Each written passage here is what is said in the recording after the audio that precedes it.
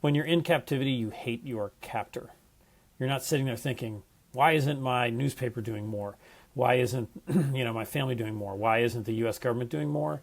It's when you live it, you just see what a cowardly and kind of cruel and sort of slow motion crime. David, I want to start by asking how fully you, I suppose, consider the risk of kidnap when you are deployed to a country or a situation that may be unfriendly to you.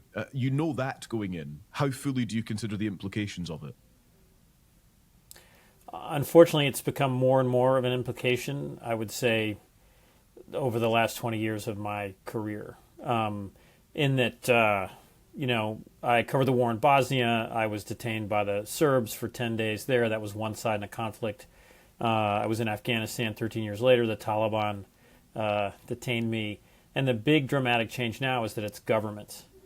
State hostage-taking. Another former American hostage, Jason Rezaian, came up with this term. He was held in Iran. But it is states taking, any civilians of any nationality hostage and using them as political pawns. With that in mind, how dangerous is that? Because we are all so familiar with the classic government line portrayed in movies and in TV shows, and in reality, we don't negotiate with terrorists. When you're dealing with a state actor, that presumably complicates a government response.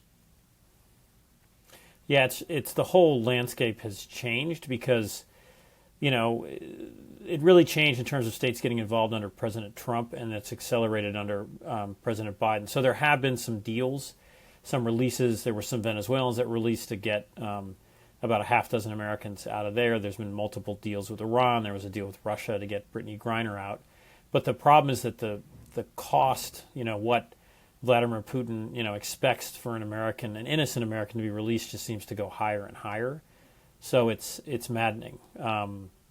When you're people taken by states tend to face less danger in that they're held in a prison and they're kept alive.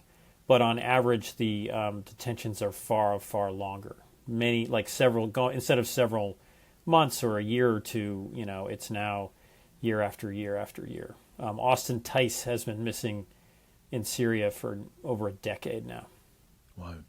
And this is us marking a year since Evan Gershkovich was first detained for the in inverted commas crime of being a journalist. And David, I wonder how you kind of process that when it is journalism, which in its true form is a noble endeavor, and clearly I have an interest in saying that, but it is the truth that journalists are noble, and in terms of what they are pursuing and doing, it is vital. And so to be detained on those grounds is horrifying. No, it's outrageous. I'm biased, obviously, but it's gotten way too common. There has to be a better effort by countries to punish governments that do this. Instead, I don't know. At best, governments are overwhelmed with different crises, so they just make a deal to get a hostage or two out. But the dynamic is just that it's worse and worse and worse. More countries, longer time in detention, and it's generally authoritarian governments who see it as just a way to sort of put a thorn in the side of the U.S. government, the British government, the French government. So I wish I could say things were better, but they're worse, I think. Clearly there are differences between your own kidnapping by the Taliban and Evan's detention in Russia. But I'm interested to sort of explore perhaps some of the parallels in some ways. One of the things I wanted to ask you about was the blackout, the media blackout of your abduction. I believe that was kind of with your safety in mind. And perhaps that's different because, every day on our radio station we mark the days that have passed since Evan Gershkovich was detained very keenly to keep this in the public consciousness. And I just wonder if you could offer some analysis on the contrast, I suppose, between those two situations and the two strategies that have emanated from them. So sadly, almost different eras in kidnapping and how you respond to a kidnapping have emerged. So I was grabbed by the Taliban in 2008, and there was sort of a philosophy, maybe coming out of Colombia. There were the FARC rebels there who were grabbing people. So there was a philosophy to keep a case quiet, and if it didn't get much attention in the news, that would maybe make the captors reasonable, and they would eventually, let the captive go. That didn't work. Like the my case was kept quiet. The Taliban never believed it. In my case, they wanted, it's kind of healthy. It's now like, I think, 14, 15 years ago. I think it was 8 prisoners from Guantanamo Bay for me and $20 million in ransom. I mean, it was insane. And I was lucky enough to escape from captivity with the help of an Afghan journalist who was kidnapped with me. The lesson today, all these years later, is for families is to be as public as you possibly can. And news organizations too, and the Wall Street Journal has just done an astounding job of keeping Evan's case public. Thank you for talking about him every single day. That's how you get governments to act, to get hostages out, and it's the right thing to do. I mean, the onus is on, again, the governments. The onus is on the kidnapper. The onus is on the authoritarian regime or criminal group that's doing this.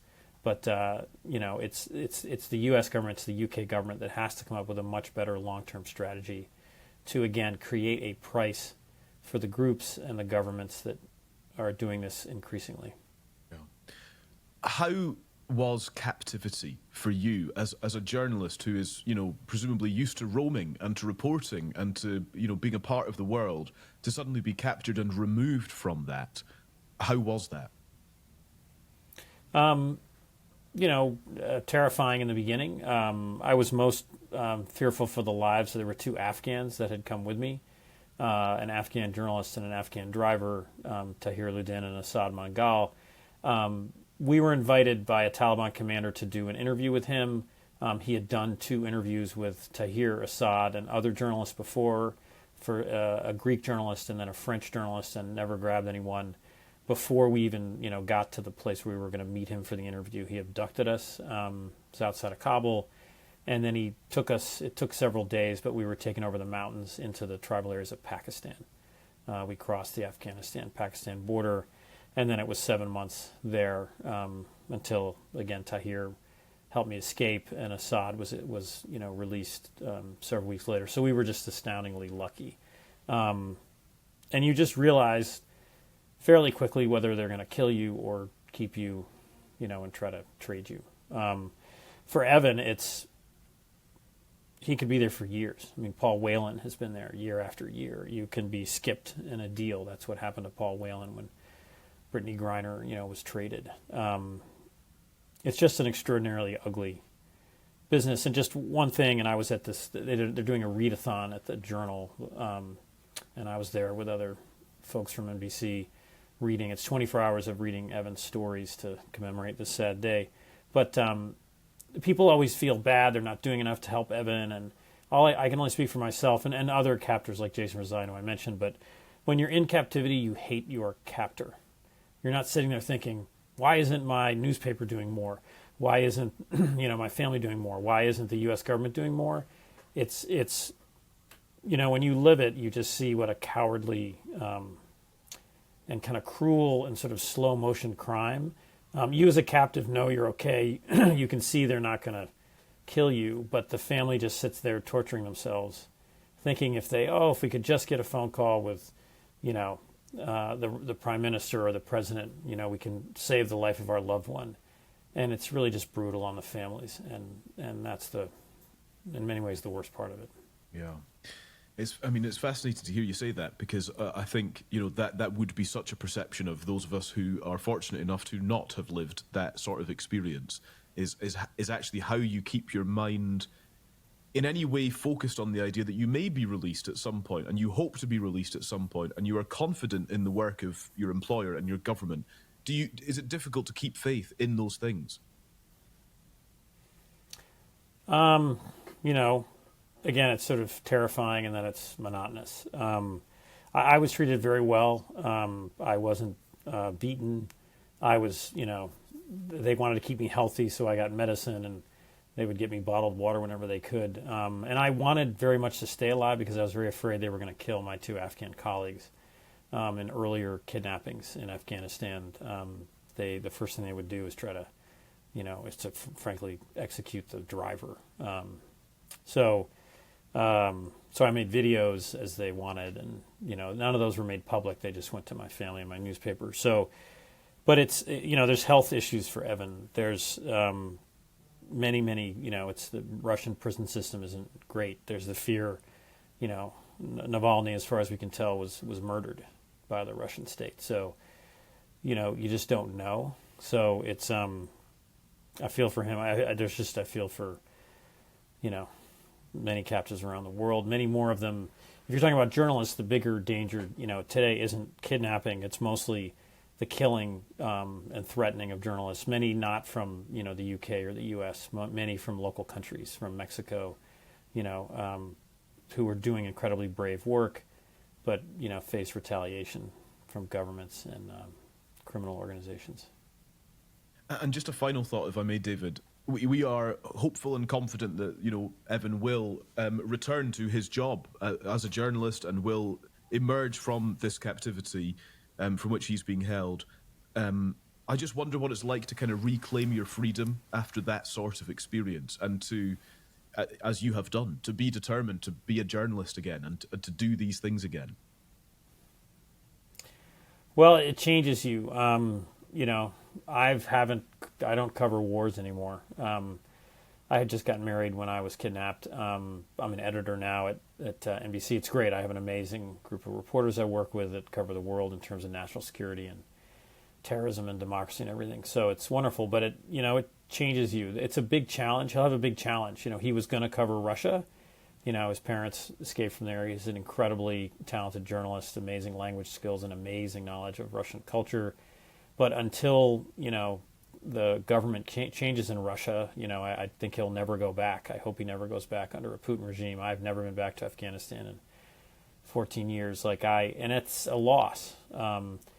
This is a crime. Evan is the victim of a crime. He's going to have this country he loved covering, that's such a part of his family and his life, taken away from him. He'll be happy, he'll be free, but he's got to figure out a new chapter. What he can do, another kind of journalism.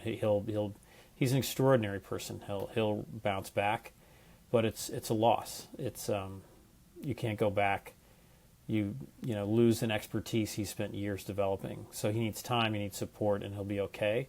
A last thing is you come home and you sort of don't want to let the kidnappers win. So you're determined to not be a victim forever and not be helpless. And it works. It takes time, but every hostage I know has made that transition pretty well. So I just want him to come home. Yeah, and so say all of us. And David, it is inspirational just to even speak to you because of all that you have done since your captivity. Thank you very much. Thank you for marking this day with us. Sad as it is, it's really helpful to speak to you. Thank you. Thank you for helping Evan. Thank you so much.